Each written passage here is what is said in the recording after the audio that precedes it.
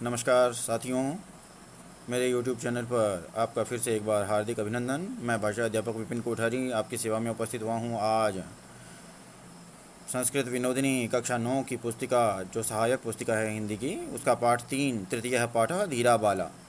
और आज इस धीरा बाला नामक पाठ के हम अनुवाद और अभ्यास को सीखने का प्रयास करेंगे। तो बिना देर किए हुए प्रयास करते हैं। देखिए, पाठ परिचय में तृतीय पाठ धीरा बाला नाम ऊपर लिखा है। पाठ परिचय में कहते हैं, होनहार बिरवान के होत चीकने पाद। यह लोकोक्ति हमने सुनी है। देश की स्वतंत्रता के लिए सर्वस्व न्यौछावर करने वाली महारानी लक्ष्मीबाई के जीवन में देशभक्ति, वीरता, साहस आदि गुण उनके प्रारंभिक काल में ही प्रकट होने लगे थे।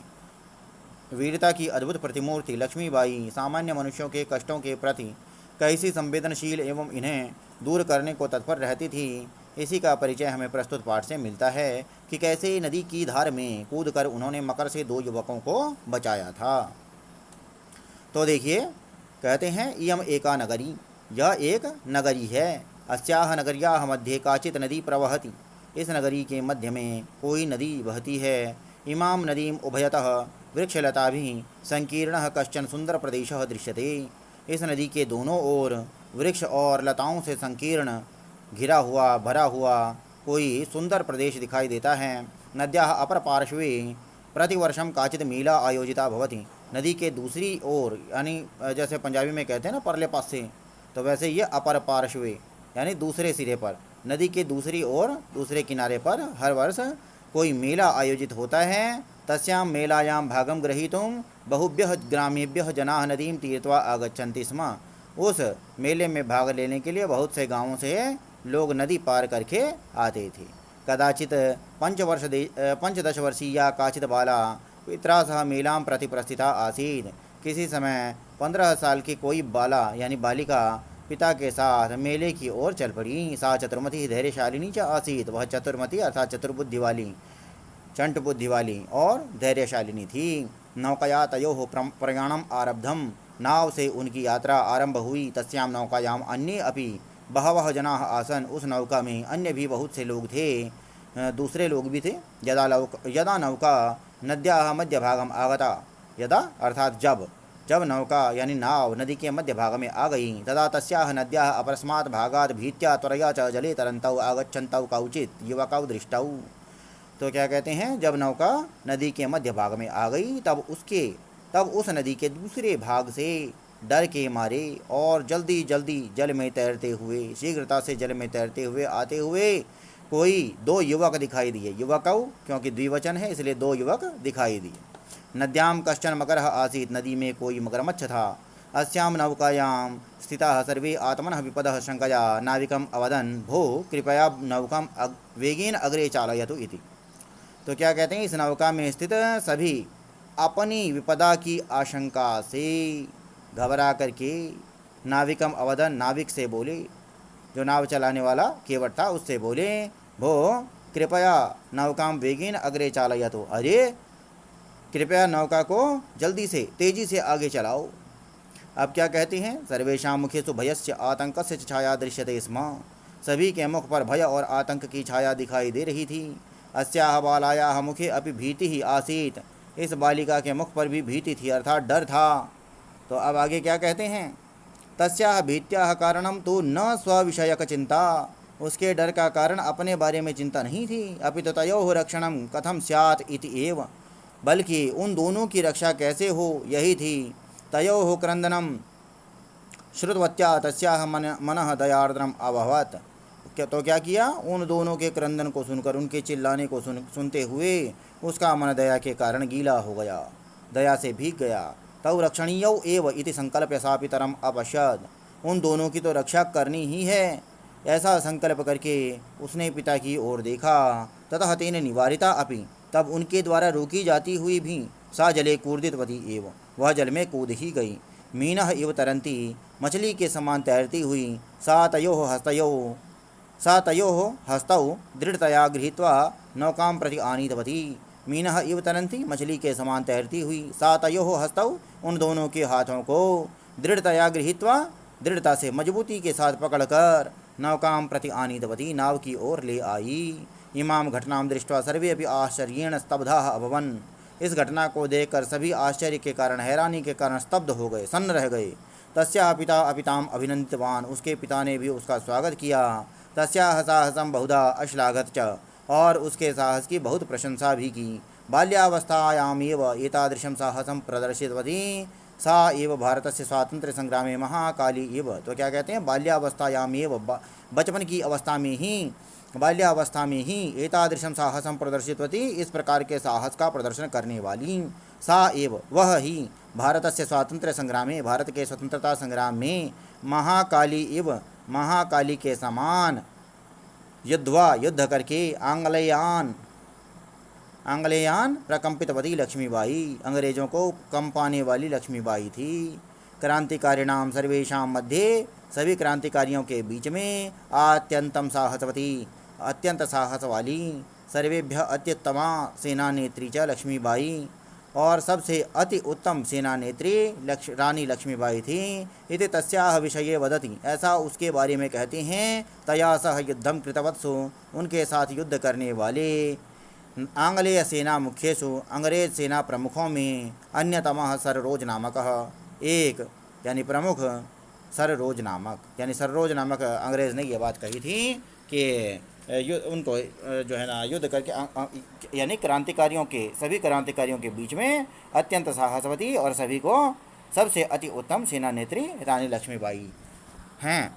ऐसा उनके बारे में किसने कहा था, सररोज नामक जो अंग्रेज थे, उन अंग्रेज ऑफिसर ने। तो अब आगे बढ़ते हैं, आशा है आपको ये समझ में आ गया होगा। और बिना देर किए हुए आगे बढ़ते हैं। तो क्या कहते हैं, अभ्यास में, बालाकेन सह मेलां प्रस्थिता आसीत्, तो पित्रा सह, कया तयोः प्रयाणम् आरब्धम, किसके द्वारा उनका प्रयाण आरंभ हुआ, तो नौकया। नद्यां कश्चन कः आसीत्, तो मकरः आसीत्। कः ताम् अभिनंदितवान, तस्य पिता। आगे क्या कहते हैं, सर्वेषां मुखे किं दृश्यते स्म, भयस्य आतंकस्य च छाया, सा कथं तौ नौकां प्रति आनीतवती, तयोः हस्तौ दृढ़तया गृहीत्वा। फिर आगे क्या कहते हैं, आंग्लेय सेना मुख्येषु अन्यतमः सररोज लक्ष्मीबाई विषये किं वदति। तो ये अंतिम पंक्ति आपने इसमें लिख देनी है कि क्रांतिकारिणां सर्वेषां मध्ये आत्यन्तं साहसवती, सर्वेभ्यः अत्युत्तमा सेना नेत्री च राज्ञी लक्ष्मीबाई। आगे कहते हैं, तस्याः भीत्याः कारणं किम् आसीत्, तस्याः भीत्याः कारणं न स्वविषयकचिंता अपितु तयोः रक्षणं कथम स्यात्, अभी बल्कि उनकी रक्षा किस प्रकार से हो, ये उसके भय का कारण था। आगे क्या कहते हैं, पित्रा निवारिता अपि सा किं कृतवती, पित्रा निवारिता अपि सा तयोः रक्षणं कर्तुं जलधारा मध्ये कूर्दितवती, नदी मध्ये भी कर सकते हैं आप, नद्यां मध्ये। अब आगे नद्यां कूर्दितवती ऐसा कर सकते हैं। आगे है रिक्त स्थानों की पूर्ति करनी है, ये मुझे लगता है कि आप पुस्तक देख करके आराम से कर सकते हैं। अस्याः नगर्याः मध्ये काचित् नदी प्रवहति, बाल्यावस्थायामेव एतादृशं साहसं प्रदर्शितवती, सर्वे अपि आश्चर्येण स्तब्धाः अभवन्, आंग्लेयान् प्रकंपितवती लक्ष्मीबाई, और सर्वे आत्मनः विपदः शंकया। ये इनमें भरे जाएंगे। उसके बाद ये सह तौते तत्शब्द के सह और एषः, सह या एषः के रूप हैं, इनको तो आपने याद करना है, स्वयं लिखना है। स्त्रीलिंग में तत्शब्द आ गया, साथेताः। आप देखिए इन शब्दों के बारे में कहते हैं कि इन शब्दों के उचित रूपों से रिक्त स्थानों की पूर्ति कीजिए।